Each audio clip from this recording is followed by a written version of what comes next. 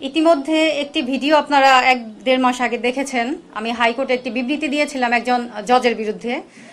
ধর্ষণ মামলার আসামিকে জামিন দিয়েছে এবং আমাকে অশালীন ব্যবহার করছে, খুব খারাপ ভাষায় কথাবার্তা বলছে, খুব নোংরা কথা বলছে। সেগুলো আমি আপনাদেরকে বলছি, আপনারা সবাই এটা শুনেছেন বিবৃতিতে।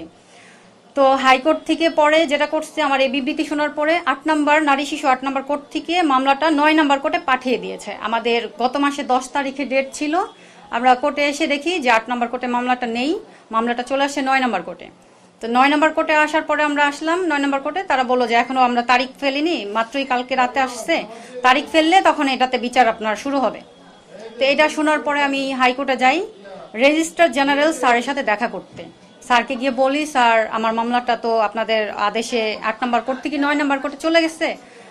তো 9 নম্বর কোর্টে স্যার তারা বললো ডেট পেতে দেরি হবে। পরে বললো না, আপনার ডেট 2-1 দিনের মধ্যে দিয়ে দিবে। আমাদের বাংলাদেশে বিচার পাওয়া, আমি আসলে 2 বছর ধরে কোর্ট কাছারি ঘুরে যেটা বুঝলাম, দৌড়াদৌড়ি করে নিজেকে শেষ করে দিয়ে হয়রান হয়ে যেটা বুঝলাম যে এই দেশে বিচার পাওয়া সহজ না। সহজ না বলতে, বিচার হয়তো পাওয়াই যায় না। এরকম আমি অনেক ভিকটিমের কাছ থেকেও শুনেছি, তারা বছরের পর বছর ঘুরে যাচ্ছে, বিচার পাচ্ছে না। যেহেতু আমি 2 বছর হয়ে গেলেও আমি আজকে কোনোভাবে এই মামলা নিয়ে বেশি দূর আগাতে পারিনি। কোর্ট আমাকে বসতে বলে, আপোষ করতে বলে। যেখানে আমি মামলা করেছি, বলছে আমি ন্যায় বিচার চাই, সেখানে শুধু কোর্টগুলো আমাকে আপোষ করতে বলে।